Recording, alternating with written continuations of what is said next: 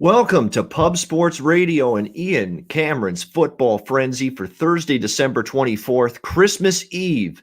Yeah, for today, I'm not Ian Cameron. I'm Ian Claus. I'm Bobano Claus. Whatever you want to call me. That's why I've got the hat on. We're rocking some Christmas spirit here on this Christmas Eve edition of Ian Cameron's Football Frenzy. Welcome into the show, everybody. Let me start off by wishing everybody Merry Christmas. Stay safe, stay healthy.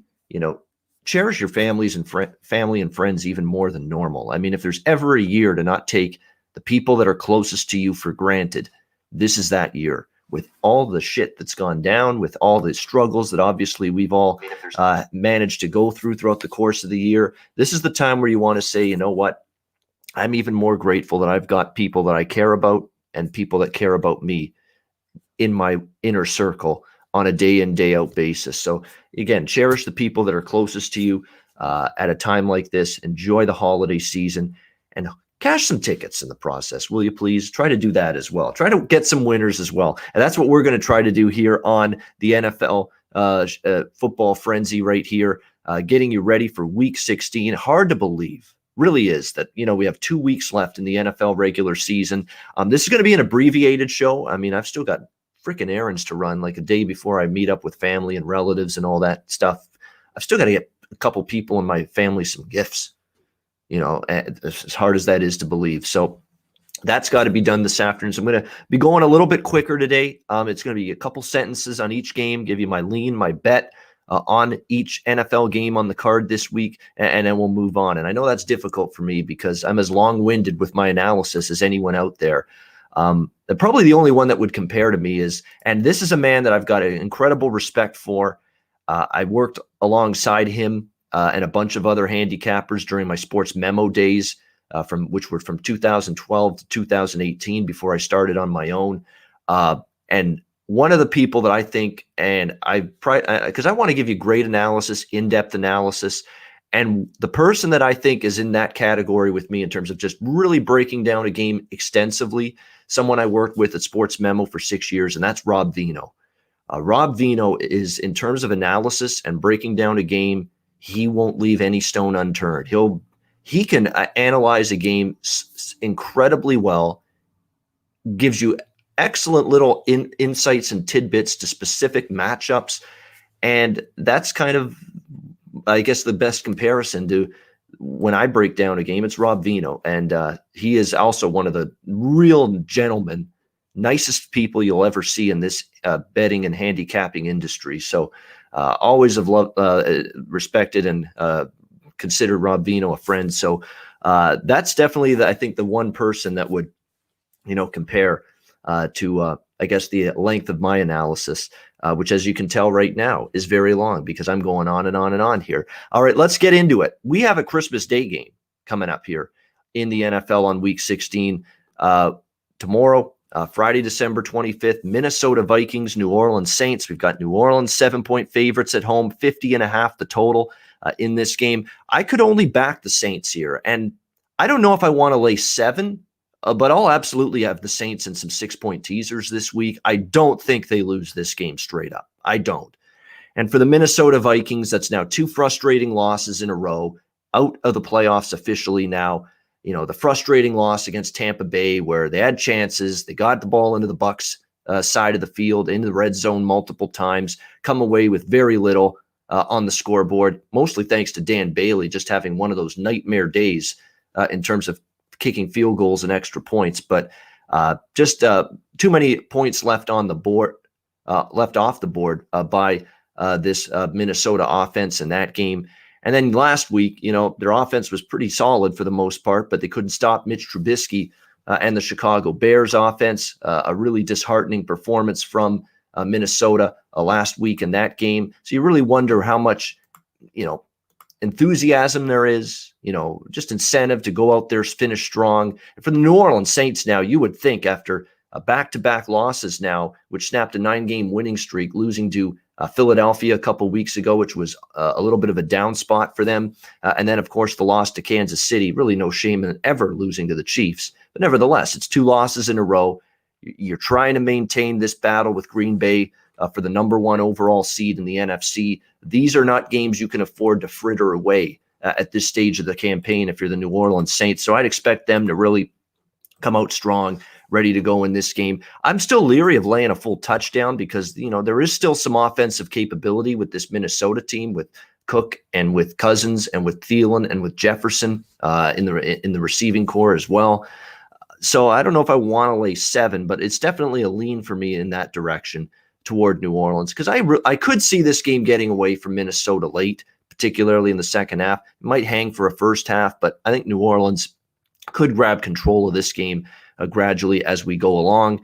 Look, Drew Brees wasn't good last week, but you would think now second game back, he's going to feel a lot more comfortable, and it's not quite the same level of defense that Minnesota has compared to Kansas City. So I think Brees will play better this week for the Saints. More than anything, the teaser option is what I really like. The Saints will be in pretty much the majority of my teasers this week because there's a couple of teams that I think are good teaser routes. And when we get into week 16 of the season, I definitely look teasers and betting teasers more than just, bet a straight side.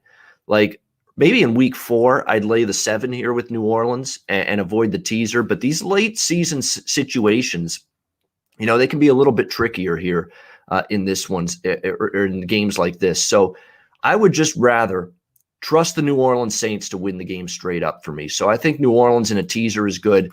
Small lean to the -7. I don't have a great opinion on the total. It's pretty high because the Saints are just a dink and dunk offense right now. And I still think their defense is really good. It obviously didn't play well against Philly. It didn't play well last week against Kansas City. And I don't know if Minnesota's flat, usually a team that's flat doesn't bode well for them moving the football on offense. So that's why I think this total, maybe it can stay under because of that. But I don't know if I like the Minnesota defense enough to trust an under bet in this game. So that's why I've really not got much of a feel for the total, but I do like the Saints here in a teaser in this game. Let's move to Saturday now. We got 3 games on Saturday, which is Boxing Day here in Canada. Saturday, December 26th. We've got the Tampa Bay Buccaneers taking on the Detroit Lions. Tampa Bay 9.5. 10-point favorites here at Ford Field in Detroit, 54 the total. I do like this game up and over the total. Detroit is, I believe, 11-2 now in their last 13 home games to the over. They have just played one shootout after another here at Ford Field in Detroit. And their offense is still putting up points and moving the football. They showed it last week against Tennessee. And Matt Stafford, even coming off a significant rib injury, he was really hurting after the Green Bay game.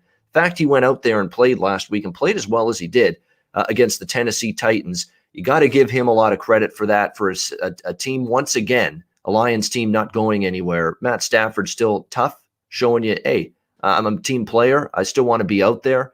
I still want to compete, even though it's been another disappointing season. I give him all the credit in the world for that. And Tampa Bay defensively struggled for a large part of that game. Last week against Atlanta, first half especially. Their defense couldn't stop Matt Ryan and the Atlanta Falcons. A Falcons offense that was without Julio Jones once again in that game. They did play better defense in the second half. Same thing can be said about their offense. It's like both of those sides of the football for the Bucs. They looked like a completely different team in the second half last week against Atlanta. But these slow starts continue to happen for Tampa Bay. So that's why, 9.5, 10. And the one thing I'll say about Detroit is they have found ways to cover some numbers. They have competed. They didn't roll over against Tennessee last week. They didn't roll over against Green Bay. In fact, they got inside the number and covered at the last time they were a home underdog against Green Bay. So this is, to me, just a few too many points to be laying with Tampa Bay. The problem with taking Detroit, though, for me, is their secondary is in shambles. They have 0 pass rush. And a secondary in shambles and 0 pass rush against Tom Brady. Those are the situations where the Bucs offense thrives and works. When does the Bucs offense not work? When teams can get pressure on the quarterback. When teams have a shutdown secondary. Detroit doesn't have a shutdown secondary. Detroit doesn't get pressure on opposing quarterbacks. They're dead last or near the bottom of the NFL in terms of sacks, pressures, and hurries on the quarterback. So this should be a day on paper where Tom Brady and the Bucs offense should work, but I think Detroit's going to put up some points as well. So I like the over 54 Weather, obviously, no issue. Inside, indoors, in Detroit. So I think we see points there with the Buccaneers and Lions. San Francisco, Arizona. We've got Arizona 5-point home favorites, 48.5 the total in this game. I think the money is right in pushing this number up from Arizona, opening 2.5, 3-point home favorites up to 5 now. San Francisco looks like they're on the verge of tapping out. It's been a rough run for them. Nick Mullins hasn't been very good at quarterback, but he is out this week, and C.J. Beathard is in. I'm not saying I don't think C.J. Beathard's a whole lot better. He can't be worse, though, than Nick Mullins. Nick Mullins just had too many bad decisions, too many errant throws, too many interceptions that ended up costing them when it was all said and done. There's these rumblings that George Kittle might come back here on Saturday. Kittle with the foot injury says he has a chance to play Saturday against Arizona. If he's good, I plan on playing him, says Kyle Shanahan. But I don't know what the point is. I mean, you're going to miss the playoffs. This is a guy you paid a shit ton of money for a long-term contract. You want him to be busting his tail out there in a game where your season's already over. You're not making the playoffs and risk maybe a more significant injury. I don't know. I'd shut George Kittle down at this point in the season if I'm Kyle Shanahan. But there is at least the potential for Kyle Shanahan to return, for George Kittle, I should say, to return and be on the field here for this game. Arizona, give him credit, bounce back game or a couple of wins in a row, I should say. They beat the Giants a couple weeks ago, had a nice win last week against the Philadelphia Eagles, got the stop when they needed it late in the game to hang on for the victory by 7 points last week in that one. The Cardinals have definitely righted their ship, though. Remember, 2 straight wins, 2 straight covers after going 0-5 ATS prior to that. Arizona, by the way, has really dominated this series. They beat San Francisco, I believe the first week of the season. I was on Arizona, plus the points in that game against San Francisco. How things have changed, because I think Arizona was getting like 7.5 points in that week 1 game against San Francisco. And now here they are laying 5, and a big adjustment, but a warranted adjustment. I lean Arizona here. Getting this or laying the points here at -5 in this one. I think they get the job done. San Francisco to me, and their defense has really fallen off as well. We're seeing Dallas last week move the ball against them. That's not very good. Now you're playing a very capable Arizona offense. So I think the Cardinals can win that game by upwards of a touchdown. Miami and Las Vegas, the finale on the Saturday NFL triple-header. The Dolphins 3-point road favorites in Sin City. The total 47.5, 48 in some other spots. I got in on Miami early. I already saw that the money was headed that way on the Miami side. I agree. Miami's just a better football team, and they're the much better defense. This number looks extremely cheap for me when you compare these two teams on the defensive side of the football. So much for Paul Gunther's firing, providing a spark for the Raider defense. It didn't really provide much of anything. The Chargers and Justin Herbert were going up and down the field against this hapless Raider defense last Thursday night. That's trouble now against this Miami offense that's actually going to finally, I believe, starting to get healthier with their skill position group. Myles Gaskin is back. In fact, all their running backs, remember 2 weeks ago, their top 3 running backs, all of them were out. Gaskin's back, and all of them are back now. The question is at wide receiver and tight end. Do they get Grant, Parker, and Gesicki back? They all missed the game last week against New England, and yet the Dolphins, thanks to their defense, Tua for the most part, not screwing up, not trying to do too much, not trying to play hero football, letting the good team that he's got around him help him out, found a way to beat New England last week. It'll be interesting to see where the status of Parker, Grant, and Gesicki are. Right now, Parker currently listed as questionable. Limited in practice, I should say, for Miami yesterday. Same with Jakeem Grant and Mike Gesicki, I believe, was the same as well. Limited participant in practice. We'll have to wait and see. Now, the thing is with these guys that are limited participants, they were limited participants last week, and none of them got the clearance to play against New England. So all of this is up in the air for Miami, and yet I still like Miami here in this game. And I bet Miami early in the week, knowing that we weren't sure whether we'd see Devontae Parker or Jakeem Grant or Mike Gesicki on offense for the Dolphins, just because I think they're that much better on the defensive side of the football. Yards per play bear it out. Yards per game allowed bear it out. They force a lot of turnovers this season. That's another thing. They've been a ball-hawking defense, this Miami team. Let's not forget, they forced Pat Mahomes into a couple interceptions first quarter against Kansas City a couple weeks ago. This is a team that's turning the other team over, and we know the one thing about the Raiders on offense, they have committed a lot of turnovers. So you've got a team on offense that commits a lot of turnovers, Las Vegas, and you got a team that forces a lot of turnovers on defense, Miami. So I think it's a good matchup there. I like Miami here as long as it doesn't get above 3. I think at -3, and if it gets above that number, then maybe I scale back a bit. But as long as you get -3 or better with the Dolphins, I think they win and cover. Las Vegas, a couple of deflating losses in a row. The Colts game, they got blown out. They had a chance against the Chargers, and I'll give Marcus Mariota credit. He sparked them a little bit against the Chargers when Derek Carr got injured in that game. And that's some positives. I would think Marcus Mariota's playing here, but John Gruden's being stubborn. Derek Carr apparently is back to full practice, and John Gruden is now saying that he's probably going to go back to Derek Carr here, or chance that he goes back to Carr here in this game, which is, look, I get it. He's your guy, and he's had a good season, Derek Carr, and he gets injured, and Mariota comes in and actually plays pretty well. This isn't about he's your guy or he's not your guy. I think at some point, especially with how we played last week, you'd want to give Mariota a chance for a full game to start, see what you've got in him. You know what you have in Derek Carr.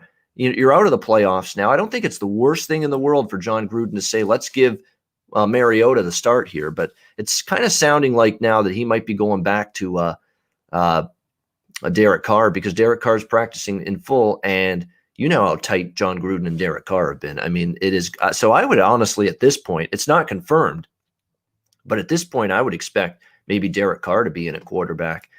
So regardless, the quarterback situation doesn't impact my decision one way or another on betting this game. Miami's the better team, much better defense. They still have a lot to play for. Remember, they haven't clinched a playoff spot yet. They still need to keep winning to do that. I like Miami here laying a field goal on Saturday night. All right, let's go to Sunday. The Sunday NFL card. Let's start with Cleveland and the New York Jets.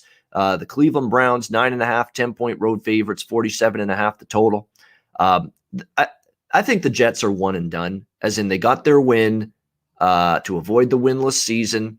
It cost themselves, potentially cost themselves the number one overall pick and being able to take Trevor Lawrence with that loss. Now I think it's time for them to revert back into the Jets here in this game. To me, there's a couple of teams that stand out. Bad teams that got a shocking win last week, and I don't expect them to carry that over here into Week 16. The Jets are one of those teams. I don't know if I'm thrilled with laying 9.5 with Cleveland. We know sometimes as big favorites, this Cleveland team can play down to the level of competition at times. And I certainly don't like seeing Jedrick Wills, the left tackle here for the Browns, now all of a sudden looking like he's on the COVID reserve list for an offense that's clicking. And now all of a sudden, you've got this absence now for Jedrick Wills on a Cleveland Browns offense that's just been absolutely outstanding for the last few weeks. That concerns me a little bit going into this game here against the New York Jets. However, that offensive line was, I think, shorthanded a couple of different spots last week against the New York Giants, and they still found ways to move the football. Against the Giants, Baker Mayfield was pretty good throwing the football. They had the run game working well with Nick Chubb and Kareem Hunt. I was impressed because you're right, that was a little bit of a shorthanded Cleveland Browns offensive line. And like I said, this Cleveland offense now for the better part of the last several weeks has been magnificent. I mean, they really have. And Baker Mayfield's turned it up. You got to give him credit.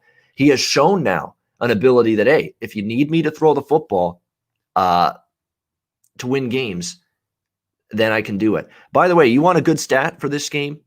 This is the largest that the Cleveland Browns have been a favorite since 1989, 31 years. All right, this is the largest amount of points that Cleveland has been laying as a favorite in 31 years. So you talk about rare point spread error. this is it for Cleveland. They're not used to being almost double-digit chalk. We're going to find out if they're prepared for it. Yeah, Tom, the game is in MetLife Stadium. Yeah, in New York here in this one. So you got the Jets off that big win against the Rams. I will say this, and I didn't like hearing the Wills injury because my strongest lean in this game was over the total of 47.5, and I still lean over the total. I probably will bet it. I don't know if it'll be a strong bet, but I'll bet it at least small. We'll have to wait and see as we get closer to kickoff, but I like Cleveland's offense right now. They're working, they're balanced, they're running it well, they're throwing it well. The Jets defense is bottom tier. I don't care that they won last week. That's still a bottom tier defense. But the Jets offense, we've seen them now the last few weeks. Against the Raiders, they put up points. Against the Rams, Sam Darnold, and now a very healthy receiving core. Now that they've got Crowder and they've got Perriman and they've got everybody healthy now in that New York Jets receiving core, they're moving the football and they're having success offensively. And I think they could at least put some points on the board at home here against this Cleveland Browns defense, which is still ailing a bit in terms of injuries. They got Denzel Ward back in the secondary last week, but a couple other corners now are dinged up and injured and may not play in this game. So I think there's opportunities for the Jets to score. I think you can pencil in Cleveland for 31, 35 points. Can you get 14 to 17 out of the Jets? I think so. And you can get over 47.5 in this game. So right now, that's my stance. Browns, Jets, over 47.5. I would only look Cleveland minus 9.5, but we're talking about a franchise that hasn't been favored by this much in 31 years in any NFL game. So let's see if they can handle this kind of point spread roll first, in my opinion, before I bet it. Cincinnati and Houston, we've got the Texans, 7.5, 8-point home favorites, 46 the total. I'm going to take Houston here and lay more than a touchdown, even with this Texans team with a suspect defense with a no running game. This is the ultimate crash landing, I think, for Cincinnati. They had this unbelievable win last week against Pittsburgh. The intensity, the physicality, they played that game like it was their Super Bowl. And I don't see them doing anything close to what they did last week. Ryan Finley was serviceable, but guess what? Ryan Finley hadn't shown that ability to run the football at any point until last Monday night against Pittsburgh. Well, now that's on tape. Now his, this little RPO offense that Zach Taylor is now starting to use with Ryan Finley at quarterback, it's not going to take the Houston Texans for surprise like it took the Steelers for surprise. They're going to game plan for it now. They're going to make sure they've got linebackers covering the middle of the field in case the quarterback takes off and runs with it. And if you force Ryan Finley into passing the football, he's just not great. He isn't. He was inaccurate with a couple of throws. He made a couple good ones, but overall, I think Houston now has a little bit more idea of what to expect here from Ryan Finley, and that's going to benefit them. Houston's offense, believe it or not, Pittsburgh's offense is sputtering. Houston's offense is currently, in terms of current form, much better than Pittsburgh's. I think they'll move the ball here in this game. And to me, just after you expend all of that energy, all of that intensity to beat the Steelers, it was clearly a highlight for a Browns team that's had a terrible season. I think they completely fall flat here in this game, and Houston can win by doubles. So even with a Houston team that's no great shakes themselves, I think they're Cleveland's just walking into a real tough situation here. Bad spot, traveling on a short week, the massive upset against the division rival Pittsburgh Steelers. By the way, here's the stat. Teams after pulling an upset, teams that are a double-digit underdog, 2 touchdowns or more, and that's what Cincinnati was. They were 14 against Pittsburgh when that line closed on Monday night. Teams that pull a straight-up, outright upset win as a double-digit underdog, the next week, they're 0-9-1 against the spread. 0-9-1 ATS. They have not covered a single point spread. Teams after a double-digit underdog outright win, the next week they just fall completely flat. I'm going to go with Houston here in this game. Cincinnati falling into that category. The Jets falling into that category as well after knocking off the Rams. But I feel a little bit better about Houston at home against Cincinnati rather than Cleveland laying 9.5 to 10 on the road against the Jets. But I would still, for those 2 games, I would rather fade the two teams off the monster upset wins than back them. Those two teams, fading them being the Jets and the Bengals. And again, the that angle points to that 0-9-1 ATS the following week for teams that pull an upset as an outright upset as a double digit or as a 14-point or greater underdog. So that angle points toward betting against the Jets and betting against the Bengals here on Sunday. All right, next game up, we've got Indianapolis, Pittsburgh. Indy 1.5-point road favorites, 44.5 the total in this game. I lean under the total here. I think the total is being bet down for a good reason. Pittsburgh's offense is just it's a mess right now. They can't run the football. The passing game has regressed. Ben Roethlisberger, where is the explosiveness in the passing game? There isn't. Every single throw, or at least the majority, from Ben Roethlisberger right now is these little dink and dunk 5, 10, 15-yard throws. That's it. That's all you're getting from this Pittsburgh offense. And even if they do move the ball, they're more than likely going to be moving the ball in small chunks rather than explosive plays. That's good for unders. And on the flip side, Phillip Rivers against a defense that gets pressure, that's when Phillip Rivers is not quite the same. And I'll give Rivers credit. Let me back up and say he has played really good football the last few weeks. He has. There's no doubt. I mean, you look at this schedule here for the Indianapolis Colts and the way they performed on offense, you got to give a good amount of credit to Phillip Rivers. He's played pretty well the last few weeks. And he's avoided those costly, critical, just demoralizing mistakes and turnovers that often plague him. But then you start to look at recent opponents: Houston's defense, Las Vegas's defense, Houston's defense again, Tennessee's defense, Green Bay's defense, Tennessee's defense. I mean, that's a lot of really weak defenses, average at best, those defenses. And I would say Tennessee's probably the average defense. And there's a lot of weeks Tennessee looks like a bad defense. You know, Green Bay's defense isn't great. Houston and Las Vegas don't have good defenses. So that's been the recent competition for Phillip Rivers and this Colts offense. Now you're playing a Pittsburgh defense that's got a good front, get pressure, and we know Rivers doesn't thrive in those spots when the opposing team can collapse on the line of scrimmage. They're going to get Vince Williams back at linebacker this week, a position group that has been just absolutely shredded with injuries for Pittsburgh, but they're at least going to get him back this week, it looks like, for the game against the Colts. I think this is a game where both offenses struggle to move the ball. I lean under.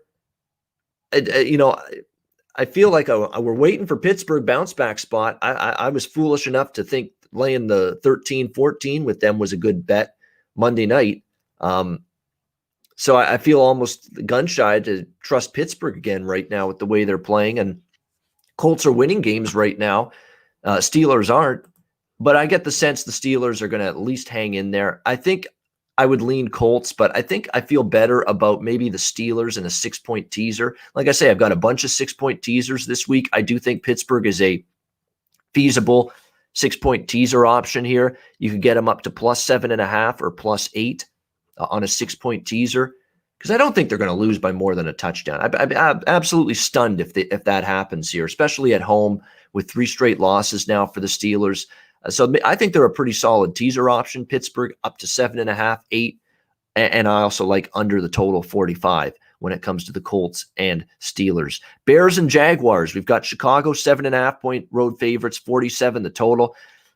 Look, Chicago's offense has been different since Bill Lazor took over as the play caller.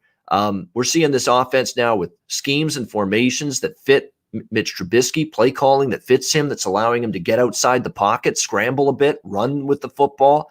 And I find now they're not just for some reason, they pigeonhole this guy for the first several weeks of the season as a pocket passer. No, he's not. Use his athleticism, use his ability to escape, use his ability to run, use his ability to get outside the pocket. I don't know why it took the Chicago Bears until like week 10 or week 11 to figure that out. But it looks like they finally have, and it's for the better. Mitch Trubisky's confidence has gone way up. This Chicago offense now is moving the football, matriculating the ball down the field every single week in recent games. Look at the point totals. It really started with the game in late November against Green Bay. They scored 25, scored 30 against Detroit, 36 against Houston, 33 against Minnesota. Now, I will say this: Green Bay, Detroit, Houston, Minnesota, None of those defenses are anything better than average. There's no question. Some of that is they feasted on some weak defenses. But guess what? Here comes another weak defense, Jacksonville. So I see Chicago's offensive success continuing here in this game. Again, it's been working. They also cranked up the pace. They've cranked up the tempo. When the Bears get a first down now, they're hustling to the line of scrimmage and looking to snap the next play. This is an offense now that's got things rolling. And yes, they've done it against some suspect defenses, but now they get to play another suspect defense. I think they're going to end up having more success. Montgomery running it. I like what I'm seeing. Allen Robinson, Darnell Mooney has stepped up at receiver lately for the Bears as well. Cole Kmet is getting better, I think, at the tight end spot. He's their tight end of the future. I mean, Jimmy Graham is in the twilight of his career. Cole Kmet, the kid that they drafted out of Notre Dame, that's their future at tight end. He's played better in recent weeks as well. There's a lot to like right now with this Bears offense and against this pitiful Jacksonville defense that's just injury riddled, that's getting shredded every week. You look at the last few weeks for this Jacksonville defense, 31 points to Tennessee, 40 points allowed last week against Baltimore. It's probably going to be another long day for the Jaguar defense here in this game. I think Chicago wins the game. I don't feel comfortable about 7.5 on the road. This is not, again, road favorites of more than a touchdown. Not necessarily trustworthy, but I do love Chicago in a teaser. Teaser option makes perfect sense. I don't see them losing to Jacksonville here in this game. -1.5. Get Chicago in a teaser. I also like the game over the total. I've been riding Chicago over the total the last couple of weeks. We cashed an easy one with Chicago and Minnesota over the total last week. I mentioned that is a good bet on the show last week, and I'm going to go right back to the well with another overplay on this Bears team. Chicago-Jacksonville over 47 for me in this one. Next up, we've got the Giants and the Baltimore Ravens. Baltimore 10.5 point home favorites, 43.5, 44 the total in this one. And once again, we saw last week, and unfortunately, the defense didn't save Colt McCoy like they did against Seattle when they beat the Seahawks, but just not very good out of Colt McCoy. 19 to 31, 221 yards, no touchdowns. They did move the ball at times, but they kept trying to go for it on fourth down. That was an issue for this Giants team, and they just couldn't really punch in anything in the red zone in that game against the Browns last week. We'll have to wait and see here. I'll say this about the Giants, though. They're in that point spread role where they've just been awesome. Road underdogs, especially double-digit road underdogs. They have been money in the bank almost getting this number of points.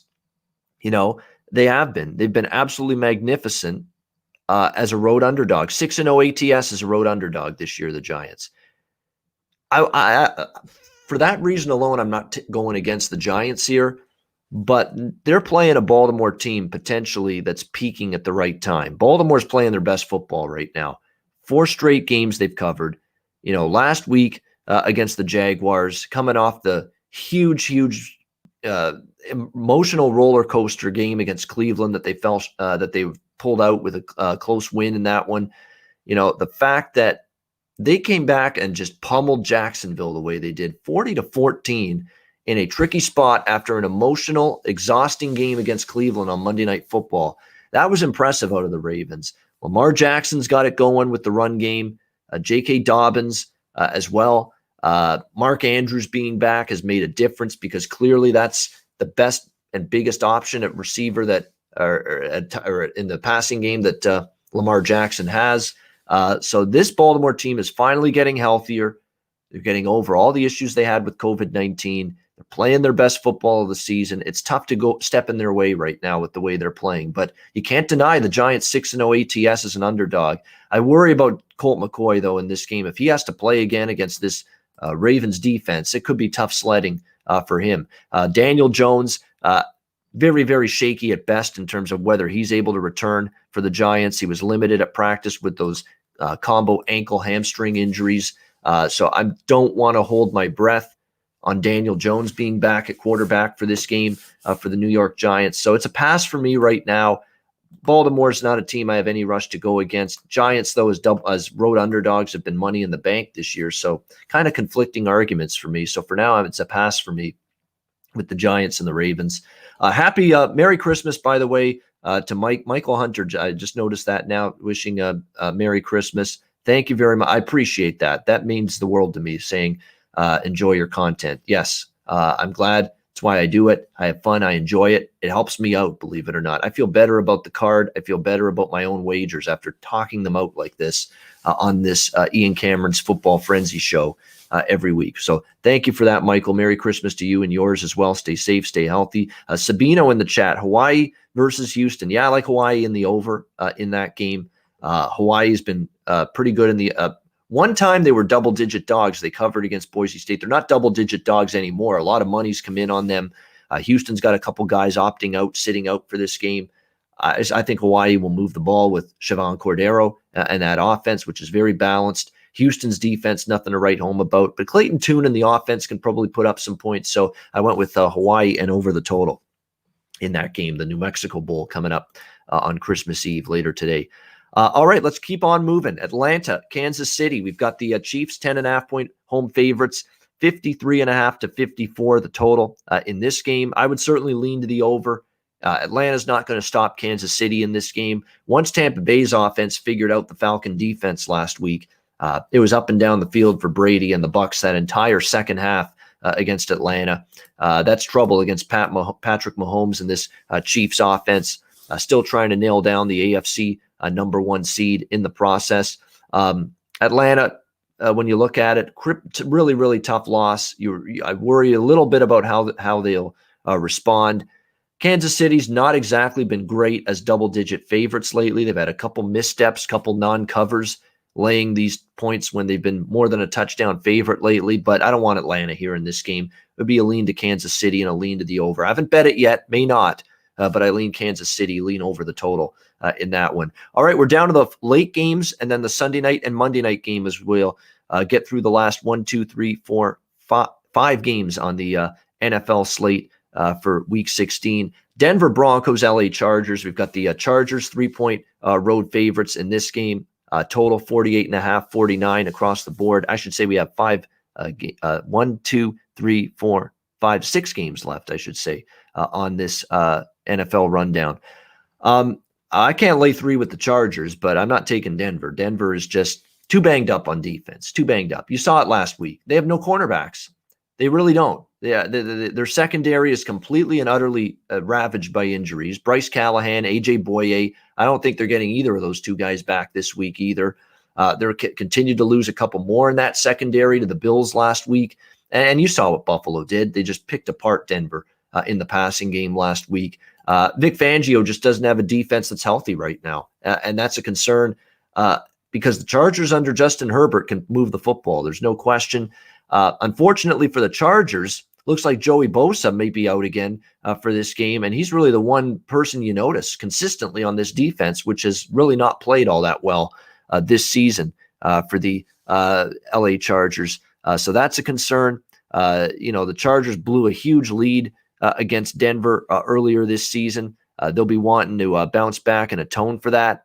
It does help the Chargers. They have a little bit more prep time and rest going into this game. Having played Thursday night last week against the Raiders, but I still don't want to lay 3 with the Chargers. This is a team that, has just found ways to lose so many games, so many close games. Now, they have found some ways to win games lately. I understand that. They beat Las Vegas last week. We'll give them credit. They slipped out with a win against Atlanta. We'll give them credit.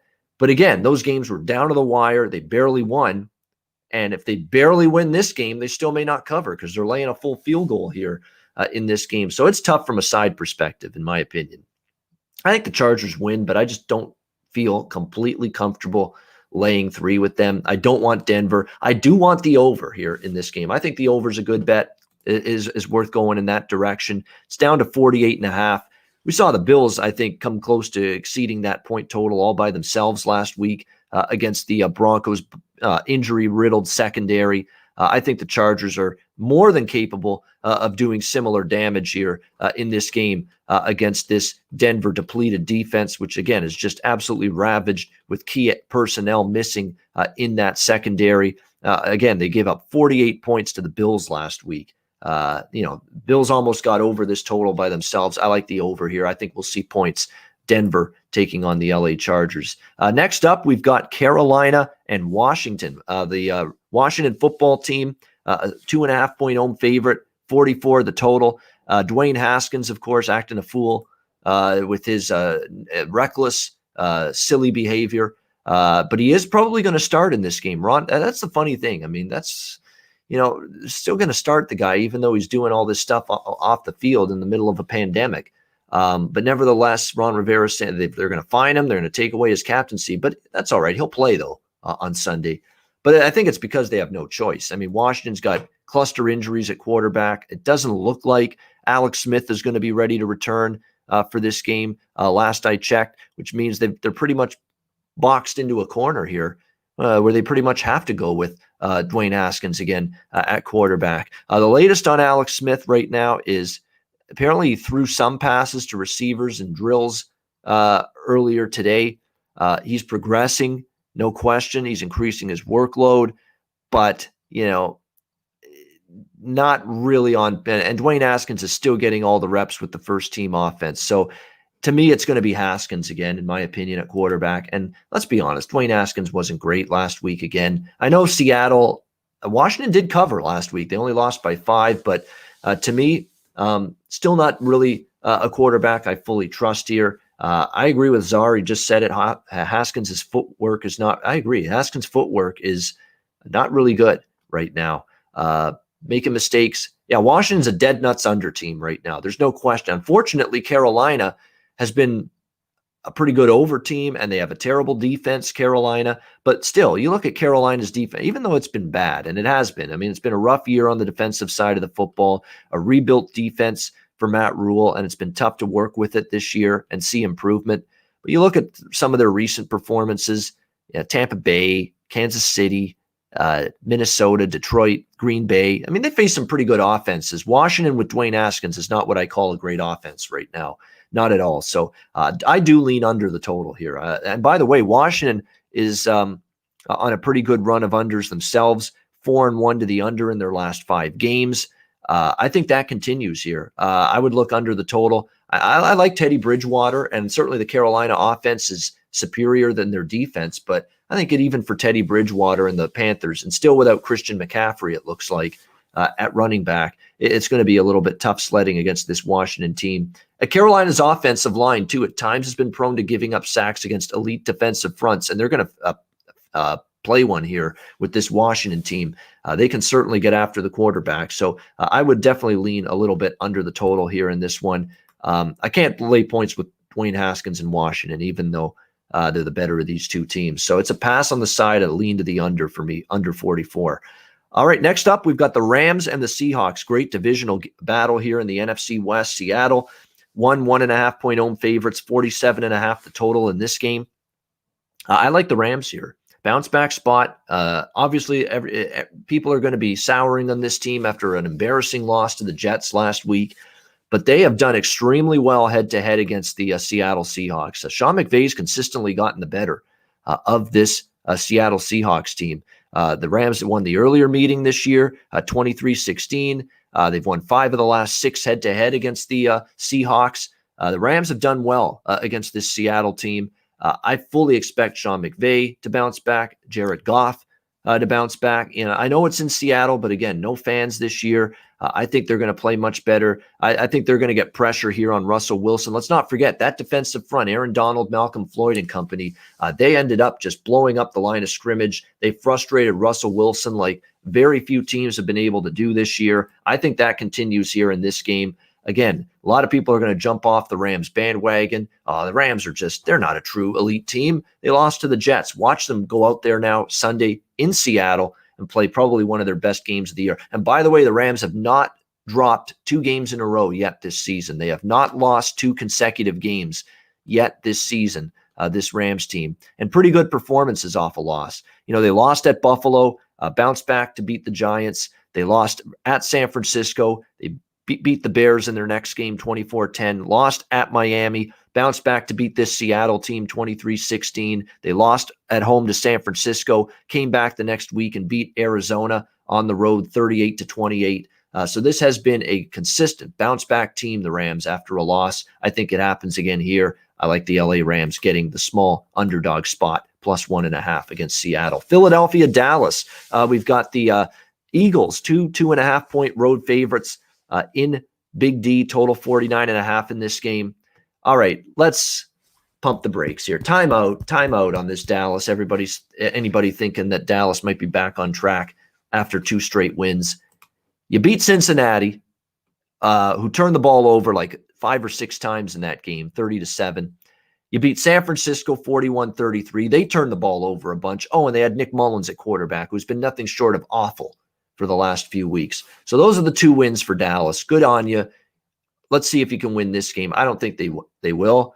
Philadelphia, let's be honest, 2 games with Jalen Hurts, and I know they lost last week, came up just short against Arizona.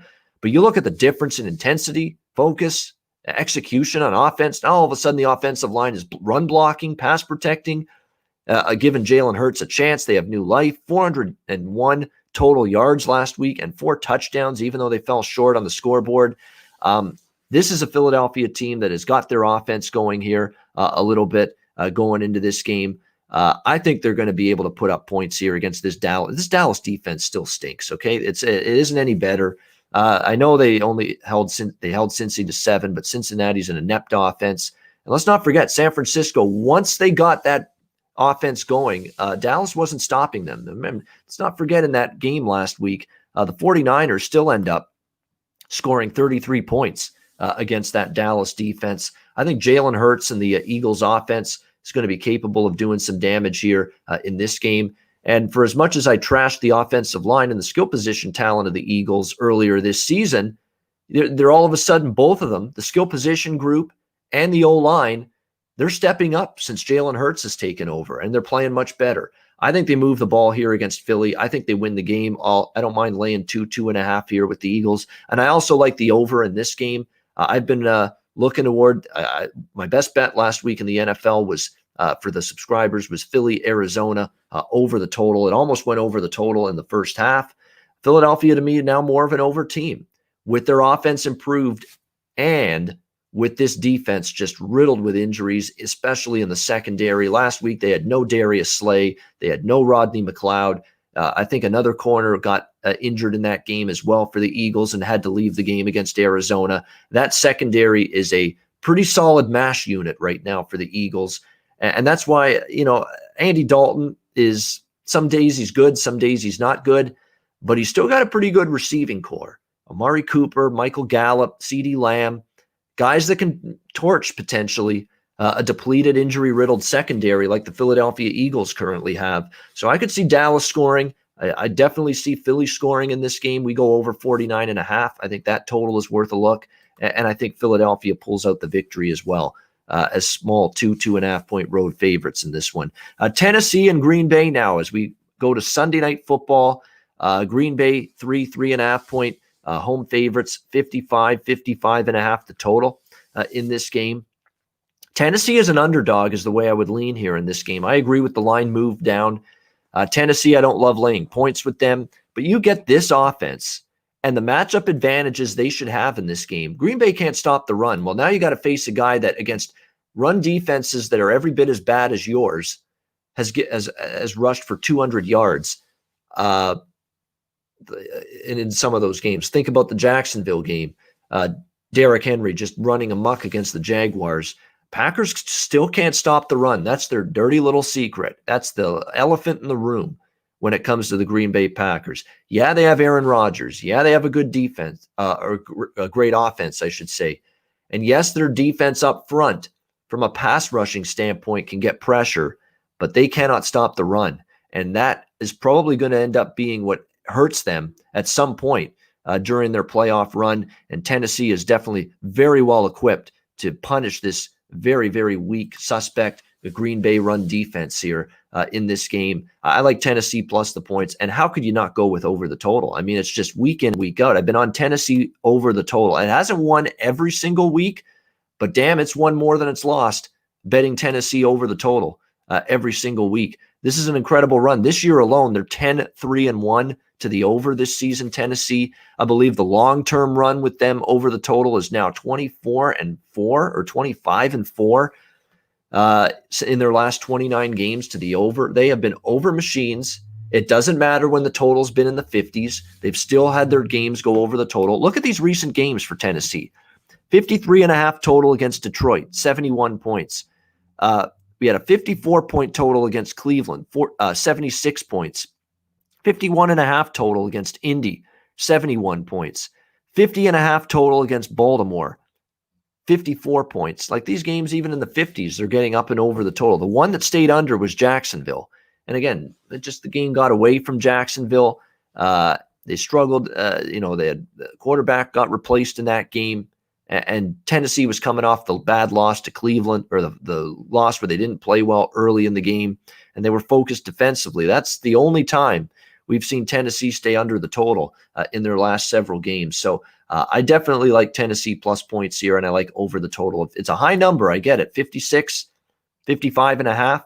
You need a lot to go your way to get over the total in that price range and that totals range. But I think we get there. 31-28. Could you see that being a final score? I think so. I don't think that's crazy.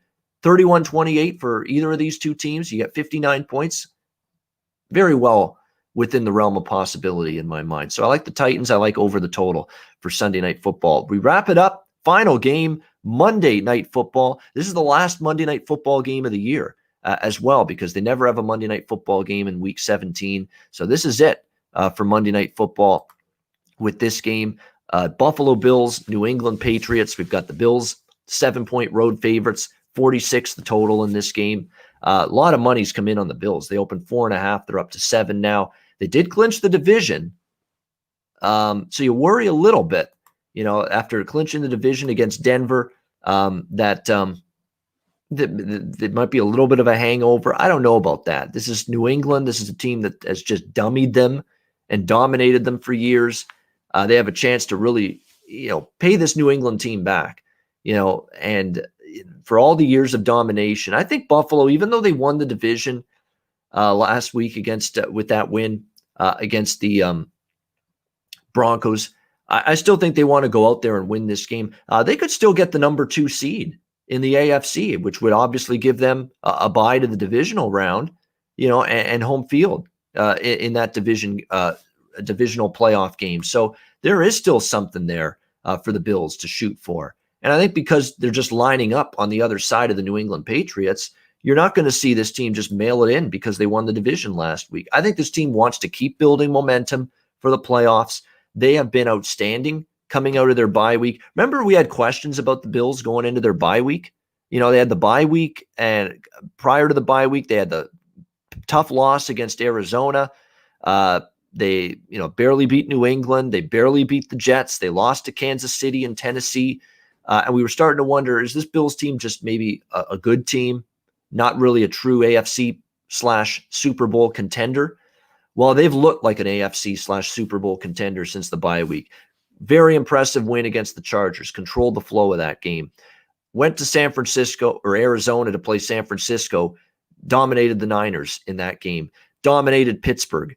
26-15, just crushed and laid the absolute boots to the Denver Broncos, 48-19 last week, in a situation where they ended up getting the huge win and clinching the division. No letdown after playing Pittsburgh. They went out there and got the job done in terms of the Denver Broncos. No letdown, no let up, and that's why I'm not banking on the letdown here for the Buffalo Bills. That's for sure. So I think they can go out there, get the job done. Laying 7, I definitely would lean Buffalo. I don't know if I bet it, but I certainly don't want New England. We saw them lose last week against Miami. More struggles for Cam Newton. What else is new? Absolutely brutal stuff from this New England offense last week. Now out of the playoffs and missing the playoffs, this New England team for the first time since 2008. It's very, very difficult, in my opinion, to back New England given their current mindset, and it's very, very difficult to fade the Bills right now the way they're playing. So it's a team that's difficult to back. New England, it's a team that's difficult to bet against right now, this Buffalo Bills team. So for me right now, I am going to be leaning a little bit toward the Bills here, -7. I don't know if I bet. Maybe in a teaser, that would probably make sense to me. Put the Bills in a teaser. They're a pretty good teaser piece this week, much like I talked about with the Saints and the Bears and the Steelers. I think all of those teams fall into good teaser legs here in Week 16 action. And I think Buffalo, probably another one of those teams that does as well. You know what, Robert? Now that you say it, the second seed doesn't get a bye. I thought you might be right. I should know that bit. I haven't researched and studied the exact playoff picture because, yeah, we're used to the top two seeds in each conference in a normal season. You're getting an automatic bye to the divisional round. So maybe that's not the case because you're right. I think it's it's 2 versus 7, 3 versus 6, 4 versus 5 type format in the wild card round this year. So, yeah, you're right. They would probably have to play a wild card game, or the number 2 seeds would probably have to play a wild card game this year in each conference. So you could be right about that. I think you are right about that actually when it's all said and done. So, nevertheless, though, you still get to host a home playoff game, get the highest seed possible. There's incentive here for Buffalo. Like I said, I don't know about laying the 7, but put them in a teaser down to -1. That definitely is something I would be looking to do here on Monday Night Football between the Bills and the Patriots. All right, there we go. We've gotten through the entire card, NFL, Week 16, from a betting standpoint. And this is going to be obviously my last video, my last show before Christmas. I'm going to finally have a nice day break or so, couple days maybe, relax, wind down a bit. It's been since the sports cycle resumed late July, when we got baseball and NBA and NHL starting up. And then, of course, football followed in September. It's been a busy last several months, but better to be busy and working than it was March to July, where it's just you're locked down, you're not doing anything, you don't have your job to do. And in my case, that's handicapping on a daily basis. Those were some tough days.